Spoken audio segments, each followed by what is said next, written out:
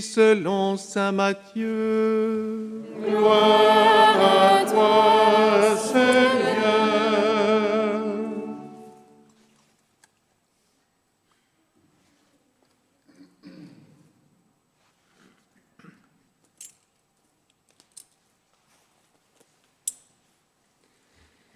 Quand Jésus apprit l'arrestation de Jean le Baptiste, il se retira en Galilée. Il quitta Nazareth et vint habiter à Capharnaüm, ville située au bord de la mer de Galilée, dans les territoires de Zabulon et de Nephtali. C'était pour que soit accomplie la parole prononcée par le prophète Isaïe, « Pays de Zabulon et pays de Nephtali, route de la mer et pays au-delà du Jourdain, Galilée des nations, le peuple qui habitait dans les ténèbres a vu une grande lumière. Sur ceux qui habitaient dans le pays et l'ombre de la mort, une lumière s'est levée. » À partir de ce moment, Jésus commença à proclamer « Convertissez-vous, car le royaume des cieux est tout proche. » Comme il marchait le long de la mer de Galilée, il vit deux frères, Simon, appelé Pierre, et son frère André, qui jetaient leurs filets dans la mer, car c'étaient des pêcheurs. Jésus leur dit, « Venez à ma suite, et je vous ferai pêcheurs d'hommes. » Aussitôt, laissant leurs filets, ils le suivirent. De là, il avança et vit deux autres frères, Jacques, fils de Zébédée, et son frère Jean, qui étaient dans la barque avec leur père, en train de réparer leurs filets. Il les appela. Aussitôt, laissant la barque et leur père, ils le suivirent.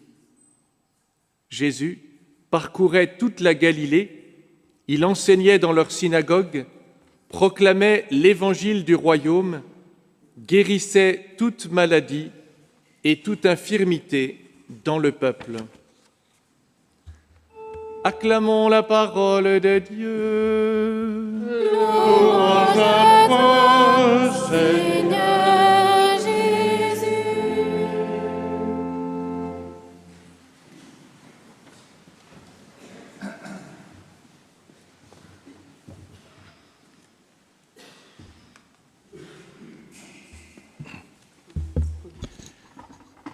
Chers frères et sœurs, pour quelques semaines, nous retrouvons nos ornements verts qui nous vont si bien au teint et qui marquent le temps dit ordinaire. Le temps non pas sans intérêt, mais le temps dans l'ordre des choses. Ordinaire, c'est dans l'ordre des choses, et l'ordre des choses, c'est l'ordre de l'espérance, le vert. C'est le temps tourné vers la seconde venue de Jésus, dans la gloire, nous l'espérons, nous attendons son retour, ce qui explique cette jolie couleur.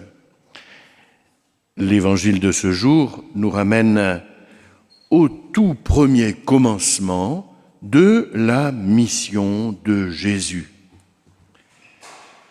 Et l'arrestation de Jean-Baptiste donne comme le signal du début du ministère public de Jésus. Et ce ministère commence par un arrachement.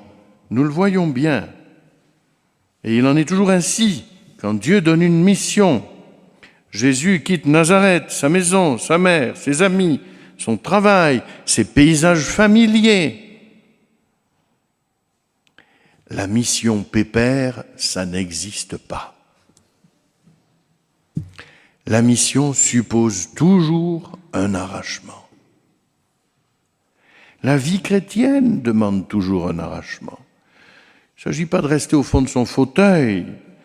La mission, elle nous dépouille de certaines sécurités qui sont bien agréables, somme toute, mais qu'il nous faut quitter. Elle nous appelle à un nouvel élan, à un nouveau don de nous-mêmes, sans cesse. Et il ne s'agit pas simplement de faire tourner une organisation, c'est pas ça la mission.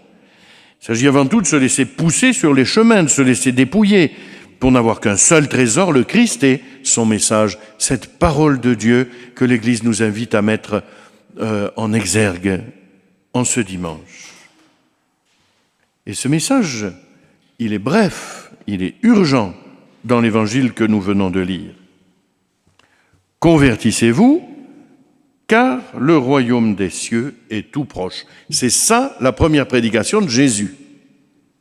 Convertissez-vous, car le royaume des cieux est tout proche. C'est la première prédication de Jésus, première prédication des apôtres. Nous avons là le cœur de l'annonce que Jésus est venu faire sur la terre. Et en travaillant sur la mission de Benoît, sur les apparitions du lot, et quelque chose m'a frappé.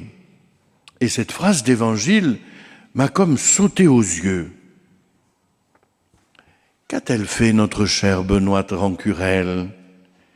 Au vallon des fours, elle a fait l'expérience de la proximité du ciel. Le royaume des cieux est proche. Elle en a fait l'expérience profonde, transformante. Elle a goûté à la proximité du royaume. Qu'est-ce qui nous touche ici? Qu'est-ce qui touche les pèlerins qui viennent ici? C'est justement cette expérience. Le ciel n'est pas loin. Il est notre ami. Il nous accompagne comme il a accompagné Benoît pendant 54 ans. Oui, ici, le ciel est proche, tout proche. Et j'aime dire aux pèlerins qu'un simple papier à cigarette nous sépare du ciel dans ce lieu béni. Presque rien. Cette expérience de la proximité du ciel étant faite, Benoît reçoit la mission de recevoir les pèlerins et de les accompagner.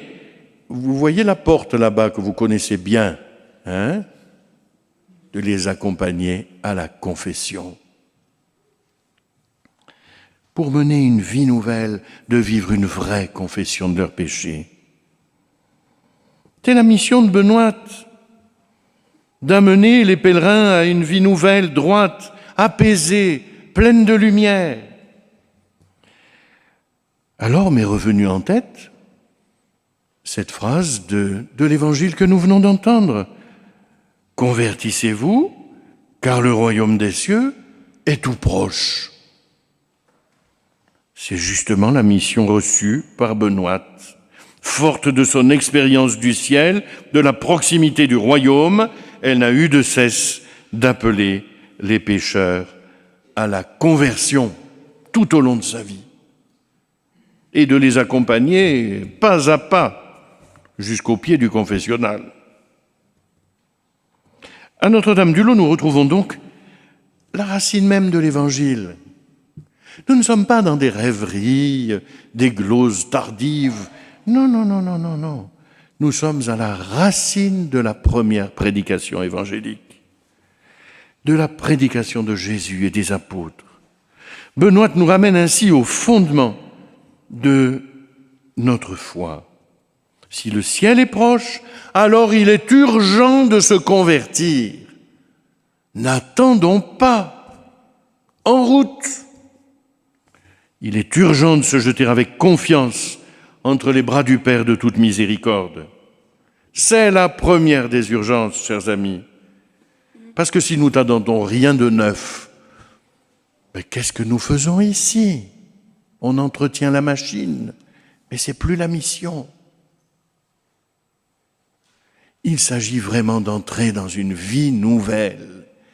Et ce sanctuaire est dévolu à cette mission magnifique, d'offrir à tous le chemin d'une vie nouvelle, le chemin de la confiance, de la miséricorde, expérimentée, goûtée.